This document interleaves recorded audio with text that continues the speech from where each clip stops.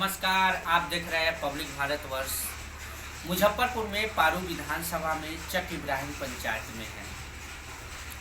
युवा कैंडिडेट है, इससे पहले भी चुनाव लड़े हुए हैं। मंजय कुमार जी से हम बातचीत करेंगे। पिछली बार चुनाव लड़े थे, कुछ मत वोटों से इनकी हार हो गई थी। कारण क्या था ये भी जानेंगे। इस बार चुनाव लड़ रहे मंजय कुमार जी, चर्चा का विषय है। लोगों के बीच बच्चे तक इनका नाम जानते हैं।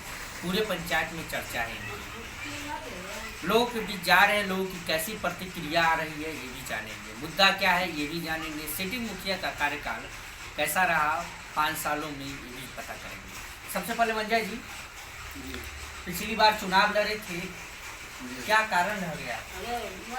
पिछली बार चुनाव जब हमने लड़ा तो हमने इंजीनियरिंग करके हैदराबाद से जब आया तो मैं पटना निकला। एक लालू यादव की रैली थी। जब रैली में जब हमने पटना निकला तो आते आते जब उस वक्त ये अभी जो मुखिया है ये नहीं थे, भूतपूर्व मुखिया थे। उनका कार्यकलाप को लेकर के लोग भद्दी बात बोले। जब भद्दी बात लोगों ने बोला तो मेरे मन में कहाँ से एक मानसिकता जाग उठा और अंदर का अंतरात्मा जाग उठी और ऐसा लगा कि ये क्षेत्र में अगर मेरे विकास हुआ होता तो हमारे पंचायत को कोई हंसता नहीं। उसी हंसने के एवज में हमने एक मन में जुनून पैदा किया और जुनून मुझे हुआ कि नहीं, हम चुनाव लड़के और जनता को जागरूक करेंगे और अपने पंचायत की बदनामी हम किसी के मुंह से सुनना नहीं चाहते हैं और किसी को बदनाम करने का हम मौका नहीं देंगे पंचायत में। इस चलते हमने चुनाव लड़ने की ठान ली थी। लेकिन मुझे उस वक्त ये जानकारी भी नहीं थी कि कितने साल की उम्र पर चुनाव लड़ी जाती है पंचायत चुनाव। मुझे जानकारी नहीं थी तो मैंने कई बार कहीं पता किया, सीओ साहब से भी पूछा तो वही बताए हमको कि 21 वर्ष चाहिए। तो हमने चौंक गए हम बोले, फिर देखे अपना डेट ऑफ बर्थ मिलान किए तो उम्र तो पूर गया था। 3-4 महीना एक्स्ट्रा था। अगर वही 2-3 महीना कम होता तो हम चुनाव पिछले बार नहीं लड़ पाते।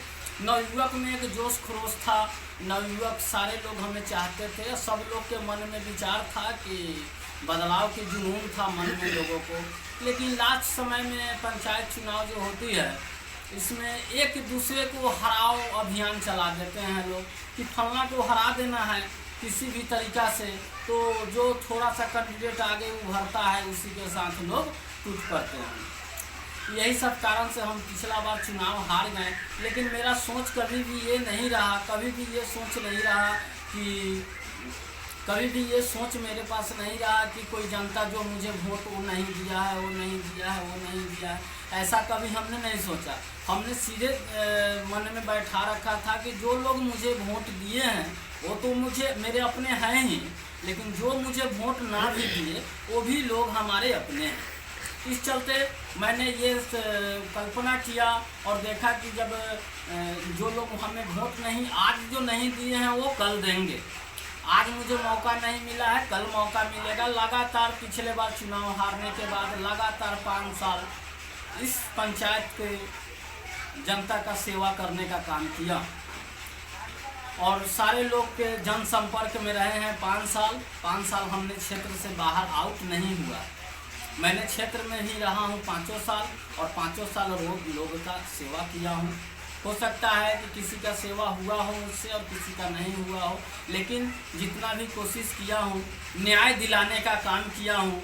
कुछ लोग जो वोट की राजनीति करने लगते हैं, आपके पास देखते हैं किसके घर में कितना वोट है, किसके घर में कितना वोट है, उस वोट के आधार पर लोग पंचायती भी करने जाते हैं। अच्छा मंजय जी, जिस तरीके से आपने बात की, आप इंजीनियरिंग किए हुए हैं, क्या लगता है कि अगर एक युवा के हाथ में, एजुकेटेड के हाथ में अगर बागडोर दिया जाए, अगर आपको दे दिया जाए, इस बार के चुनाव में मिलेगा तो कितना सफल हो पाएंगे?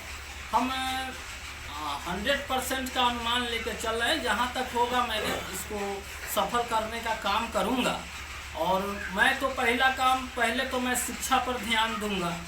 जिनके जो गरीब गुरबा का बाल बच्चा किसी कारणवश पैसा के अभाव से वो नहीं पढ़ पा रहे हैं तो उनको पढ़ाने के लिए मैं अपने पॉकेट मनी से खर्चा करके उनके पढ़ाई लिखाई के आगे बढ़ाने का काम करूंगा। और सरकारी स्कूल में पढ़ाई नहीं होती है। हमारे पंचायत के अंदर जो स्कूल हैं उसमें जा कर के अपने से कढ़ाई और पढ़ाने का, टीचर को कढ़ाई करने का काम करूँगा कि भाई अगर आप पढ़ाने के लिए स्कूल में आए हैं तो लोगों को, बच्चों को पढ़ाइए। इस आधार पर काम करेंगे। दूसरा का काम करेंगे कि ये चिकित्सा केंद्र पंचायत में लाएंगे। मुद्दा क्या है? दूसरा मुद्दा। और तीसरा ये सब मुद्दा ही है। और तीसरा मुद्दा बताते हैं, तीसरा मुद्दा जो बताते हैं कि विकास, पंचायत में जो विकास की काम होगी, पंचायत में जो विकास की काम होगी, मैं ठान लिया है कि जो विकास का काम करवाना है मैं खुद नहीं करके 50% काम हम नवयुवक छात्र छात्राओं को देने का काम करेंगे, ताकि वो लड़का पढ़ाई लिखाई करता हो, किसी के पैसा पॉकेट में पैसा नहीं रहता है, आधा अधूरी पढ़ाई करके बाहर चल जाता है, उसके लिए हमने योजना बनाए हैं कि काम जो आएगा क्षेत्र में वो काम वो लड़का सबसे करवाएंगे। काम करेगा, 2 रुपया बचेगा, वो अपने पॉकेट से यूज करेगा, गार्जियन पर निर्भर नहीं रहेगा। और ये बनाए हैं। और एक और है, 10% महिलाओं का देने का भी मैंने सोचा है कि जो विकास का काम होगा उसमें से 10% काम महिलाओं से कराएंगे। वैसे महिला के पास बहुत दिक्कत है और दिक्कत के कारण किसी कपड़ा दुकान में काम कर रही है, किसी मॉल में काम कर रही है, कहीं सरैया जा कर के, मुजफ्फरपुर ही जा कर के कोई काम कर रही है, वो 10% हम उस महिला को भी देने का। बहुत ही आपने सफाई तरीके से अपना मुद्दा बताया। बहुत कम लोग मिलते हैं जो सफाई तरीके से मुद्दा बताते हैं। सिटिंग मुखिया का 5 साल का कार्यकाल कैसा है? इनका कार्यकलाप फ्लॉप कर गया। नल जल योजना का भी कार्यकलाप आप देखते होइएगा कि हमारे पंचायत में सही तरीक़ा से नल जल का काम भी नहीं होता है, नल जल का। और अभी भी कितने राशन कार्ड वंचित है गरीब, वृद्धावस्था पेंशन से वंचित है गरीब। और सबसे ज़्यादा हमारे पंचायत में, सरैया पंचायत प्रखंड के अंतर्गत मानते हैं तो भ्रष्टाचारी जो है, जो हमारे पंचायत में होती है। गरीब को तरपाया जाता है, यहाँ गरीब को कोई सहानुभूति नहीं मिल पाता। सहानुभूति नहीं क्या मान के चलते हैं कि अगर मंजय जी यहाँ से अगर चुनाव जीतते हैं चक इब्राहिम पंचायत से, 5 साल का जो कार्यकाल रहेगा, कहीं ना कहीं यहाँ की जनता आपके कार्यकाल में सुरक्षित महसूस करेगी? जी बिल्कुल करेगी। दूसरी बात ये है कि जिस तरीके से आपने आवाज़ उठाया है, बोला है, सारा चीज़ में बहुत ही सफाई और विभागीय तरीके से आपने बात बताया है। महिला सुरक्षा, बेरोजगारी, शिक्षा के ऊपर कौन बात वो सब पर बात मैंने किया है, आपको मैंने बताया है। शिक्षा के बारे में भी बताया है, महिलाओं के बारे में भी बताया है, और नवयुवक के बारे में भी मैंने बता दिया। मैंने तीनों के बारे में बताया है और मैंने बता दिया हूँ। मैंने ये भी बताया हूँ आपके कि जिनके बच्चे, जिनको पढ़ाने के लिए बच्चे को पैसा नहीं है, उनको मैं अपने पॉकेट मनी से पढ़वाने का काम करूँ। नल जल योजना कैसा है? नल जल योजना तो पूरा भ्रष्टाचार से भरा हुआ है। आवागमन का रास्ता, आवागमन का भी रास्ता तो कहीं तो। अगर यहाँ से मंजय जी चक इब्राहिम पंचायत से अगर जीतेंगे तो सर्वप्रथम किस पे काम करेंगे? सर्वप्रथम नल जल का जो कार्यकलाप अच्छा नहीं रहा, इसको आगे बढ़ाने का काम करेंगे। और रोड का भी आगे बढ़ाने का काम करेंगे। गली गली का भी रोड जो है उसको भी बनाने का काम करेंगे। और जो बच्चे पढ़ नहीं पा रहे हैं उनको आगे बढ़ाने का, पढ़ाने का और पढ़वाने का काम करेंगे। गार्जियन से डोर टू डोर जाकर मिलेंगे और बताएंगे कि अपने बच्चे को पढ़ाइए, आगे का भविष्य बनाइए, बच्चे से भविष्य बनाइए। जो बच्चा पढ़ेगा उसके बाद भविष्य बनेगा। और शिक्षा ही विकास का काम करेगा। शिक्षा नहीं है तो विकास नहीं है।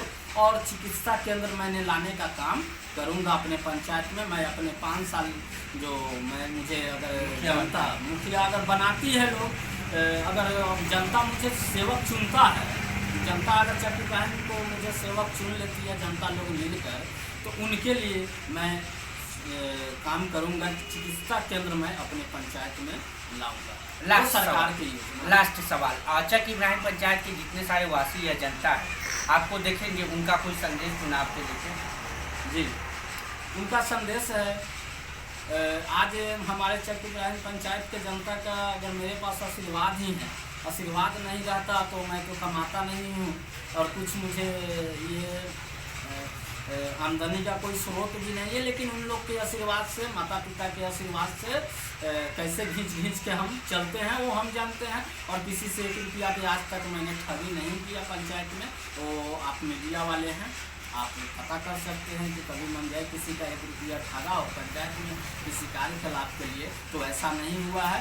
और वर्तमान भी है, बहुत भी है। ये लोग तो ये सब कार्यकलाप से बहुत ये है कि लोग से पैसा ले लेते हैं, 200-300 रुपया ठगते रहते हैं। सब यही सब भ्रष्टाचारी को मिटाने का हम काम करने का कोशिश कर रहे हैं कि ये भ्रष्टाचार अगर हमारे पंचायत से मिट जाता है, शिक्षा में बच्चे आगे बढ़ते हैं, कुछ बच्चे नौकरी में जाते हैं, तो मुझे सहानुभूति होगी, मुझे आत्मबल बढ़ेगा कि हमारे पंचायत में इतने लोग समर्थन दे रहे। मंजय कुमार जी से हम बातचीत कर रहे थे, चक इब्राहिम पंचायत में थे। कैसे उम्मीदवार जो शिक्षित है, पढ़े लिखे है, शिक्षा की बात करता हो, बेरोजगारी पर सवाल खड़ा करता हो, महिला सुरक्षा की बात करता हो। अब देखते आने वाले चुनाव में अगर मंजय जी अगर जीत कर आएंगे तो कितना काम होगा, ये तो वक्त ही बताएगा। कैमरामैन पिंटू के साथ मैं राजीव।